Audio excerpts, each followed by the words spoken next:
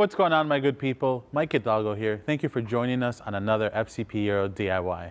Today, we're going to be working on a 2003 BMW E46 M3.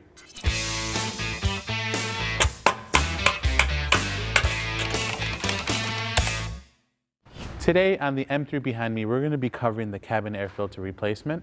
BMW recommends you do this every 10,000 miles or every year, whichever one comes first. To learn a little bit more about why the cabin air filter is so important, be sure to click the link in the description below where our very own Ben Murawski goes in depth on a cabin air filter and what exactly it does. Now, before we get started on this DIY, let's talk a little bit about the tools we're going to need for this job. Trick question, for this job it's actually going to be pretty straightforward. You're really just going to need your hands. In some extreme cases you may need a vacuum or shop vac if you have a lot of debris around the cowl, but otherwise it's a pretty easy job, so let's go ahead and get into it. Alright my good people, to get started on the cabin air filter replacement, you're going to want to go ahead and get your hood open.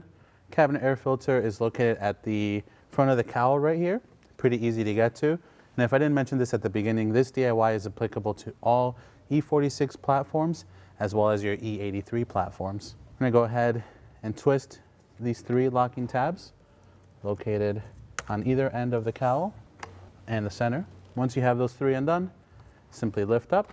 You'll see your cabin air filter. Pull said filter out. Note the orientation of it.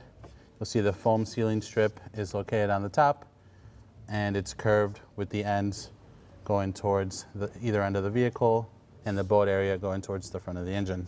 This one's pretty grimy looking, so it's a good thing we're replacing it. I'm going to go ahead and set this to the side.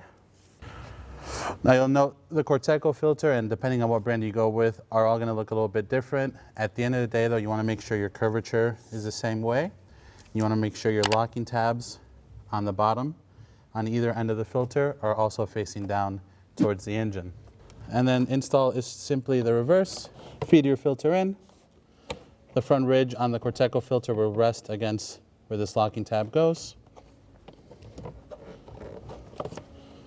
Make sure your cover's still on. This does come off. There's nothing really holding it on other than pressure, so you can take it off if you'd like. And then start with the middle, and then lock your outer clips. Boom, baby. With all three locking pins secured, that's going to conclude this DIY. Overall, a pretty straightforward job, but definitely a good one to do and definitely an important one to do.